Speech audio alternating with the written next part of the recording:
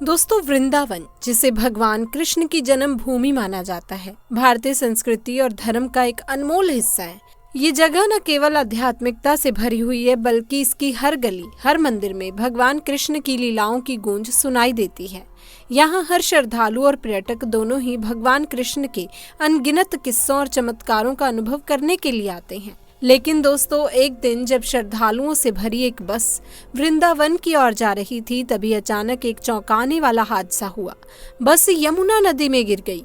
ये दृश्य देखकर हर किसी का दिल दहल गया। उस दिन क्या हुआ था जिसने सभी को झकझोर कर रख दिया? उस घड़ी ने यात्रियों की जिंदगी को पलट कर रख दिया और उन्हें एक नए डर का सामना करने पर मजबूर कर दिया। आइए जानते हैं उस दिन यमुना के किनारे क्या घटित हुआ और कैसे लोग इस भयानक घटना का सामना कर पाए। दोस्तों, मथुरा श्री कृष्ण की जन्म भूमि है और वहां होने वाले चमत्कारों से कोई अनजान नहीं। हर कोई बांके बिहारी के अद्भुत चमत्कारों के बारे में कभी न कभी सुन चुका है या देख चुका है। हाल ही में ऐसा ही एक चमत्कार दिल्ली में रहने वाले रोहित जी के साथ हुआ, जिसे देखकर कोई भी हैरान रह जाएगा। दोस्तों, आगे बढ़ने से पहले कमेंट्स में जय श्री कृष्ण लिखकर हमारे चैनल को सब्सक्राइब करना ना भूलें। रोहित प्राइवेट कंपनी में नौकरी करता है। रोहित एक बड़े ही लंबे समय से श्री कृष्ण का भक्त है और उनकी पूजा अर्चना करता आ रहा है। एक दिन रोहित अपने ऑफिस के कुछ मित्रों के साथ श्री कृष्ण के धाम वृंदावन जाने का निर्णय लेता है। रोहित के सभी मित्र भी इस बात से सहमत हो गए। वो कुल 14 लोग थे। रोहित ने सभी के लिए एक छोटी बस मंगवा ली, जिसमें 14 लोग बड़े ही आराम से बैठ सकते थे। रोहित 2 दिन बाद अपने मित्रों के साथ रात को लगभग 10 बजे वृंदावन के लिए रवाना हो गया। उन सभी का सफर 5 से 6 घंटे का होने वाला था। वो सभी बड़े ही भक्ति भाव से बांके बिहारी का जयकारा लगाते हुए, भजन गाते हुए आगे बढ़ रहे थे। देखते देखते उन सभी ने अपना आधा सफर पूरा कर लिया। उसके बाद भी सभी का भक्ति भाव बांके बिहारी के लिए कम नहीं हो रहा था। उस समय रोहित की बस एक सुनसान रास्ते से गुजर रही थी। दूर दूर तक एक भी व्यक्ति नहीं था। रोहित को बस के ड्राइवर ने बताया कि यहाँ कुछ चोर लुटेरे रहते हैं, जो कि रात में जा रही गाड़ियों को रोककर लूटपाट करते हैं। सभी ये सुनकर काफी डर गए। सभी ने बस के खिड़की दरवाजे बंद कर लिए। बस वृंदावन के कुछ किलोमीटर पहले यमुना नदी के पास पहुंची थी। तभी अचानक बस का टायर फटने की आवाज आई। टायर फटने के बाद बस यमुना नदी की तरफ चली गई और जाकर एक पत्थर से टकरा गई। ड्राइवर ने नीचे उतरकर देखा तो एक लोहे की बड़ी कील टायर में घुसी हुई थी, जिसके कारण टायर पंचर हो गया था। सभी बहुत ही डर गए। उन्हें भरोसा हो गया कि ये उन्हीं लुटेरों का काम है। सभी तुरंत ही बस में फिर से चढ़ गए और खिड़की दरवाजे फिर से बंद करके बांके बिहारी को याद करने लगे। तभी वहां 2 लुटेरे बस का दरवाजा तोड़कर अंदर घुस गए। ड्राइवर ने उन्हें रोकने का प्रयास किया तो उन्होंने ड्राइवर को धक्का मारकर बस के नीचे फेंक दिया और सभी के पास से कीमती सामान लूटने लगे। सबसे पीछे बैठा हुआ रोहित बांके बिहारी लाल को याद करता हुआ मदद की गुहार लगा रहा था। कुछ ही देर में लुटेरे सभी से कीमती सामान लूटकर भागने लगे। तभी वहां एक अनजान व्यक्ति भागता हुआ आया और उन लुटेरों को रोककर सामान लौटाने को कहने लगा।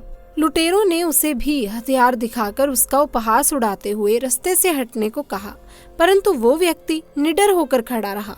उस व्यक्ति ने उसमें से एक व्यक्ति को माथे पर स्पर्श किया, परंतु फिर जो हुआ वो देखकर बस में मौजूद सभी हैरान हो गए।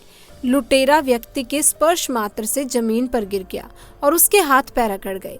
ये देख दूसरा लुटेरा बहुत डर गया और सारा सामान छोड़कर वहां से भाग खड़ा हुआ। फिर ड्राइवर ने उस अनजान व्यक्ति से कहा कि बस तो यमुना नदी की तरफ चली गई।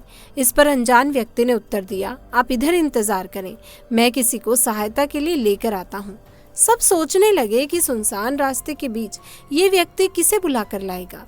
सभी बस के अंदर बैठे उस व्यक्ति का इंतजार करने लगे और किसी को पता नहीं चला कि कैसे सभी की आंख लग गई। कुछ 30 मिनट के बाद रोहित की आंख खुली और उसने बस से नीचे उतरकर उस व्यक्ति को ढूंढने का प्रयास किया, परंतु उसे वहां कोई नजर नहीं आया। तभी उसकी नजर बस पर पड़ी, जो कि बिल्कुल रोड पर खड़ी हुई थी और उसका पंचर भी ठीक हो चुका था। ये देखकर रोहित आश्चर्य में पड़ गया। रोहित ने भागकर ड्राइवर को नीचे बुलाकर पूछा कि ये टायर कैसे ठीक हो गया। ड्राइवर को भी इसकी कोई जानकारी नहीं थी। धीरे धीरे सभी बस से नीचे उतर कर आए। किसी को समझ नहीं आ रहा था कि ऐसे भयानक अंधेरे और सुनसान रास्ते में वो व्यक्ति आया तो कहां से आया। साथ ही बस का पंचर भी कैसे ठीक हो गया। रोहित समझ चुका था कि वो व्यक्ति कोई साधारण नहीं बल्कि स्वयं बांके बिहारी थे, जिससे रोहित ने मदद की गुहार लगाई थी। सभी ने हरे कृष्ण का जयकारा लगाया और वृंदावन बांके बिहारी मंदिर की ओर निकल गए। दोस्तों, क्या आप जानते हैं कि कुंज गलियों का हर किनारा यमुना तट तक जाता है। मतलब ऐसी गलियां हैं जिनमें एक छोर से निकलो तो दूसरे छोर पर पहुंच जाएं। कुंज गलियों का हर किनारा शहर से निकलता है, यमुना तट पर मिलता है। इसी तरह एक गली का दूसरा सिरा तीसरी गली से मिलता है और फिर वो सभी मंदिर तक पहुंच जाते हैं। बांके बिहारी जी के धाम की खासियत। दोस्तों, वृंदावन अनादिकाल से है। माना जाता है कि कुंज गलियां इसकी प्राण है। वृंदावन की गलियों में आम दिनों में भी सुबह और शाम के वक्त अच्छी खासी भीड़ मिलती है। प्रहलाद वल्लभ बताते हैं कि गर्ग संहिता के अनुसार वृंदावन अनादिकाल से है। महाप्रलय के बाद जब भगवान बाल गोपाल नई सृष्टि की उत्पत्ति करते हैं तो इसका शुभारंभ इसी वृंदावन से होता है। गर्ग संहिता के मुताबिक श्रीमन नारायण की उत्पत्ति श्री जी के मन से हुई। दोस्तों, भक्तों के जीवन में चमत्कार करते हैं हमारे बिहारी जी। बिहारी जी नटखट हैं और छोटे से बालक भी, इसीलिए भक्त के जीवन में बिहारी जी चमत्कार करते रहते हैं। बिहारी जी अपने भक्त को ऐसे देखते हैं जैसे घर का कोई मेहमान आए तो बच्चा टकटकी लगाकर देखता है, वहीं अचानक से नजर हटाकर दूसरी ओर देखने लगता है। ऐसा अनुभव प्रत्येक उस भक्त का होगा जो मंदिर में कहीं भी खड़ा हो, ठाकुर जी उस पर नजरें लगाए ही मिलेंगे। दोस्तों, गलियों में प्राचीन मंदिरों के दर्शन। इस बसावट की सबसे बड़ी बात, वृंदावन छोटा शहर है। यहाँ आने वाले लाखों तीर्थयात्री अपने आप से घूमते फिरते रहते हैं। छोटी कुंज गलियों से फायदा ये है कि तीर्थयात्री अपनी एक गली से दूसरी गली में पहुंच जाते हैं और आसानी से सभी प्राचीन मंदिरों के दर्शन हो जाते हैं। भगवान कृष्ण से अर्जुन ने पूछा।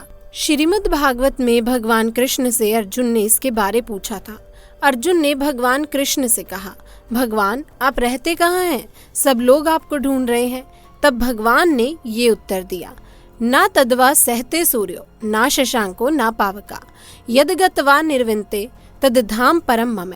5 शतक पहले संगीत साधना से बिहारी जी प्रकट हुए। दोस्तों, प्रहलाद वल्लभ गोस्वामी बताते हैं कि आज से करीब 500 साल पहले स्वामी हरिदास जी ने संगीत की साधना के जरिए इसी श्री धाम वृंदावन के निधिवन में प्रिया प्रीतमा की जोड़ी को प्रकट किया। यही जोड़ी बाद में उनकी श्यामा शाम की प्रार्थना पर एक हो गई, जो आज आम जनमानस को ठाकुर बांके बिहारी जी महाराज के रूप में दर्शन दे रहे हैं। दोस्तों, वृंदावन के हर घर में ठाकुर जी विराजमान हैं।